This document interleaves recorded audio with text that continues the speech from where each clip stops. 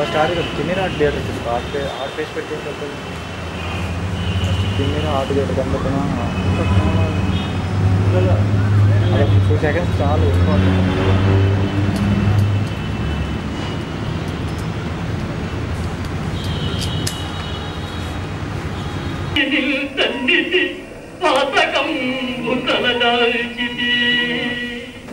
తన్నిన కాలు బట్టి నా కనుమ చీకటుల్చితివి గర్వము కర్వము చేసినాడవో పన్నగసాయి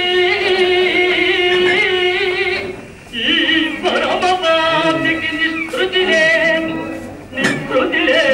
వేదికన్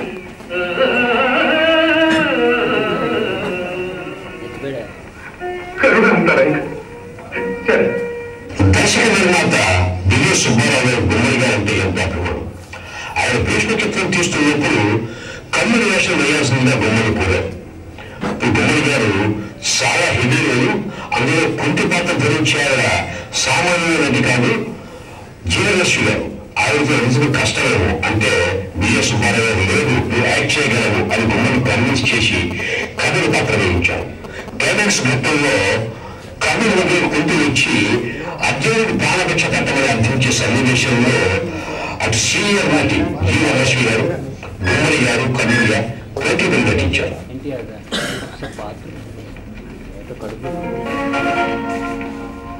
ఎవరది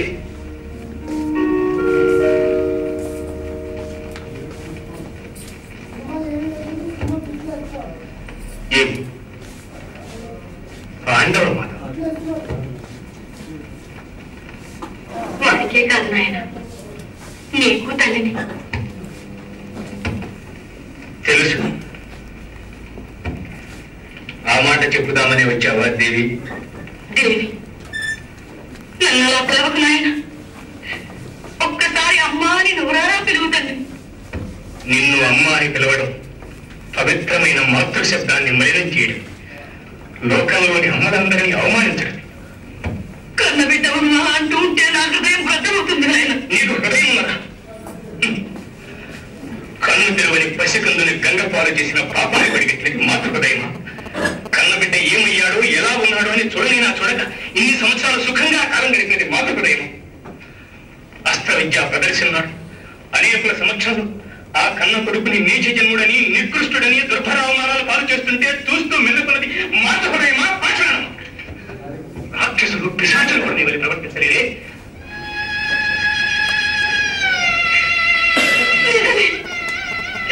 ఇది చాలదు తండ్రి, నన్ను ఇంకా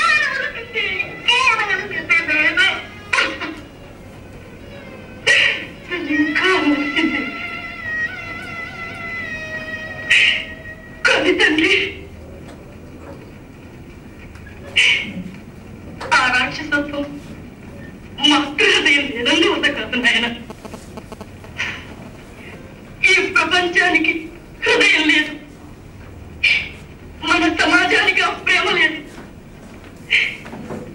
అవి కన్యలుగా అంగీకరించవు.